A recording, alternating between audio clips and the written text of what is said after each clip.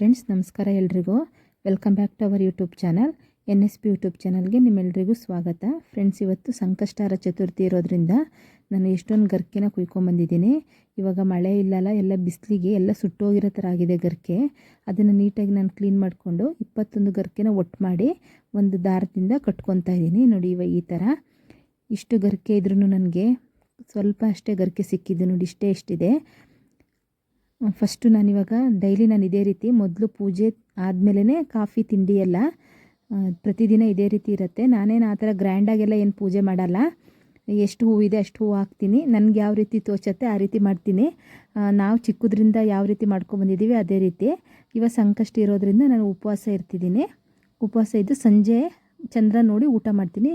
ಅಕಸ್ಮಾತ್ ಚಂದ್ರ ಏನಾದರೂ ಕಾಣಿಸ್ಲಿಲ್ಲ ಅಂತಂದರೆ ಈ ತಟ್ಟೆನಲ್ಲೇ ನಾನು ಅಕ್ಕಿನಲ್ಲಿ ಚಂದ್ರನ ಬಿಡಿಸ್ಬಿಟ್ಟು ಊಟ ಮಾಡ್ಕೊತೀನಿ. ಇವಾಗ ನನ್ನ ಮಗಳು ರೆಡಿಯಾಗಿದ್ದಾಳೆ ಎದ್ದು.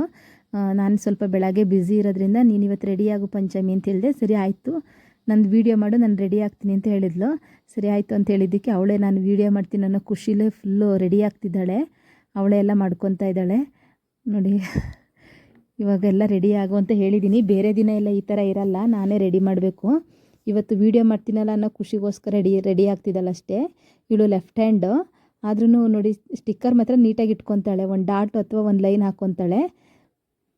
ಮೇಕಪ್ ಎಲ್ಲ ಮಾಡ್ಕೊಂಡಿದ್ದಾಯಿತು.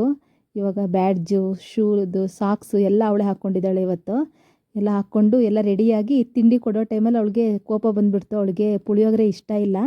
ಇವತ್ತು ಪುಳಿಯೋಗರೆ ಆಗಿರೋದ್ರಿಂದ ಅವಳಿಗೆ ರೈಸ್ ಐಟಮ್ ಏನೂ ಇಷ್ಟ ಆಗಲ್ಲ. ಯಾವತ್ತೂ ದೋಸೆ ಬೇಕು ಅಂತ ಕೇಳ್ತಾಳೆ. 3 ಹೊತ್ತು ದೋಸೆ ಹಾಕಿದ್ರು ತಿಂತಾಳೆ. ಅದಕ್ಕೋಸ್ಕರ ಮುಖ ಊದಿಸ್ಕೊಂಡೇ ತಿಂದಳು. ಒಂದು 4-5 ತುತ್ತು ಅವಳು ತಿಂತಾಳಷ್ಟೇ. ಆಮೇಲೆ ನಾನೇ ತಿನ್ನಿಸ್ಬೇಕು, ಇಲ್ಲಾಂದರೆ ಸ್ಕೂಲ್ಗೆ ಟೈಮ್ ಆಗುತ್ತೆ. ಅದಕ್ಕೋಸ್ಕರ ಅವಳು ತುಂಬ ನಿಧಾನವಾಗಿ ತಿಂತಾಳೆ. ನಾನಿವತ್ತು ಬೆಳಗ್ಗೆ ಟಿಫನ್ಗೆ ಪುಳಿಯೋಗರೆ ಮಾಡ್ಕೊಂಡಿದ್ದೆ. ಒಂದು ಬಾಣಲಿ ಇಟ್ಕೊಂಡು ಇದಕ್ಕೊಂದು 2-3 ಟೇಬಲ್ ಸ್ಪೂನಷ್ಟು ಎಣ್ಣೆ ಹಾಕ್ಕೊತಾ ಇದ್ದೀನಿ. ಎಣ್ಣೆ ಸ್ವಲ್ಪ ಬಿಸಿ ಆದಮೇಲೆ ಕಡಲೆಬೀಜ ಹಾಕ್ಕೊತಿದ್ದೀನಿ. ಇಲ್ಲಿ ಅರ್ಧ ಬಟ್ಲಷ್ಟು ಕಡಲೆಬೀಜ ಹಾಕ್ಕೊತಾ ಇದ್ದೀನಿ. ಇದ್ರ ಜೊತೆಗೆ ಒಂದು ಅರ್ಧ ಟೇಬಲ್ ಸ್ಪೂನಷ್ಟು ಕಡಲೆಬೇಳೆ ಮತ್ತು ಹೆಸರುಬೇಳೆ ಒಂದು ಅರ್ಧ ಟೇಬಲ್ ಸ್ಪೂನು, ಅರಿಶಿನ ಒಂದು 1/4 ಟೇಬಲ್ ಸ್ಪೂನು ಹಾಕ್ಕೊಂಡು ನೀಟಾಗಿ ಫ್ರೈ ಮಾಡಬೇಕು. ಇದು ಗರಿ ಆಗಬೇಕಿದು. ಅಲ್ಲಿ ತನಕ ಫ್ರೈ ಮಾಡ್ಕೊಳ್ಳಿ. ಇವಾಗ ಇದಕ್ಕೆ ಒಂದು ಒಣಮೆಣ್ಸಿನ್ಕಾಯಿ ಹಾಕ್ಕೊತಾ ಇದ್ದೀನಿ. 1-2 ಕಡ್ಡಿಯಷ್ಟು ಕರಿಬೇವಿನ ಸೊಪ್ಪು. ನೀವು ಬೇಕಂದರೆ ಈ ಟೈಮಲ್ಲಿ ಹಿಂಗೆ ಹಾಕೊಬೋದು. ಆದರೆ ನಾನಿಲ್ಲಿ ಹಿಂಗೆ ಹಾಕ್ಕೊತಿಲ್ಲ, ಯಾಕೆಂದರೆ ನಾನು ಪೌಡ್ರ್ ಮಾಡಬೇಕಾದ್ರೆ ಹಿಂಗೆ ಹಾಕ್ಕೊಂಡಿದ್ದೀನಿ. ಅದಕ್ಕೋಸ್ಕರ ಇವಾಗ ಇದನ್ನು ನೀಟಾಗಿ ಹುರ್ಕೋಬೇಕು. ಇವಾಗ ಇದಕ್ಕೆ ನಾನು ಮನೇಲೇ ಮಾಡಿರೋ ಪುಳಿಯೋಗರೆ ಪೌಡರ್ ಇದು 2 ಟೇಬಲ್ ಸ್ಪೂನಷ್ಟು ತೊಗೊಂಡಿದ್ದೀನಿ. ಇಲ್ಲಿ 3 ಜನಕ್ಕೆ ಆಗುವಷ್ಟು ಮಾಡ್ತಾಯಿದ್ದೀನಿ. ಈಗ ರುಚಿಗೆ ತಕ್ಕಷ್ಟು ಉಪ್ಪು ಹಾಕ್ಕೊತಾ ಇದ್ದೀನಿ. ನೀವು ಉಪ್ಪು ನೋಡಿ ಹಾಕ್ಕೊಳ್ಳಿ. ನಾನು ಅನ್ನ ಮಾಡುವಾಗ ಸ್ವಲ್ಪ ಉಪ್ಪು ಹಾಕ್ಕೊಂಡಿರ್ತೀನಿ, ಅದಕ್ಕೆ ಸ್ವಲ್ಪ ಹಾಕ್ಕೊತಾ ಇದ್ದೀನಿ. ಇವಾಗ ನೀಟಾಗಿ ಇದನ್ನು ಮಿಕ್ಸ್ ಮಾಡಬೇಕು.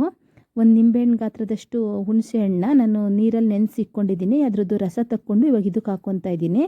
ಇದು ಎಣ್ಣೆ ಬಿಡಬೇಕು, ಅಲ್ಲಿ ತನಕ ನೀಟಾಗಿ ಮಿಕ್ಸ್ ಮಾಡ್ಕೊಳ್ಳಿದ್ದೇನು 1 ನಿಮಿಷದಲ್ಲೆಲ್ಲ ಆಗೋಗುತ್ತೆ. ಇವಾಗ ಇದಕ್ಕೆ ಕೊನೆಯದಾಗಿ ಒಂದು ಗೋಲಿ ಗಾತ್ರದಷ್ಟು ಬೆಲ್ಲನ ಹಾಕ್ಕೊತಾ ಇದ್ದೀನಿ. ನಿಮ್ಗೇನಾದರೂ ಸ್ವೀಟ್ ಇಷ್ಟ ಇಲ್ಲ ಅನ್ನೋರು ಬೆಲ್ಲನ ಸ್ಕಿಪ್ ಮಾಡಿ. ಆದರೆ ಪುಳಿಯೋಗರೆಗೆ ಉಪ್ಪು, ಖಾರ, ಸಿಹಿ, ಹುಳಿ ಎಲ್ಲ ಇದ್ರೇ ಚೆನ್ನಾಗಾಗೋದು. ನೋಡಿ, ಇವಾಗ ಗೊಜ್ಜು ರೆಡಿಯಾಗಿದೆ. ಇವಾಗ ಅನ್ನ ಮಾಡಿ ಇಟ್ಕೊಂಡಿದ್ದೀನಿ. ಈ ಅನ್ನದ ಜೊತೆಗೆ ನಮಗೆ ಎಷ್ಟು ಗೊಜ್ಜು ಬೇಕೋ ಅಷ್ಟು ಹಾಕ್ಕೊಂಡು ನೀಟಾಗಿ ಕಲಿಸ್ಕೊಬೇಕು. ನೋಡಿ, ಇವಾಗ ಪುಳಿಯೋಗರೆ ರೆಡಿಯಾಗಿದೆ.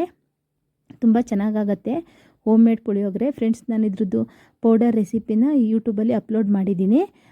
ನೋಡಿ, ನೀವು ಒಂದ್ಸಲ ಟ್ರೈ ಮಾಡಿ ಹೇಗೆ ಬಂತು ಅಂತ ಕಮೆಂಟ್ ಮಾಡಿ ಹೇಳಿ. ಫ್ರೆಂಡ್ಸ್, ಇದೇ ರೀತಿ ಸಪೋರ್ಟ್ ಮಾಡ್ತಾಯಿರಿ. ಲೈಕ್ ಮಾಡಿ, ಶೇರ್ ಮಾಡಿ, ಸಬ್ಸ್ಕ್ರೈಬ್ ಮಾಡ್ಕೊಳ್ಳಿ. Thank you friend. Thank you for watching.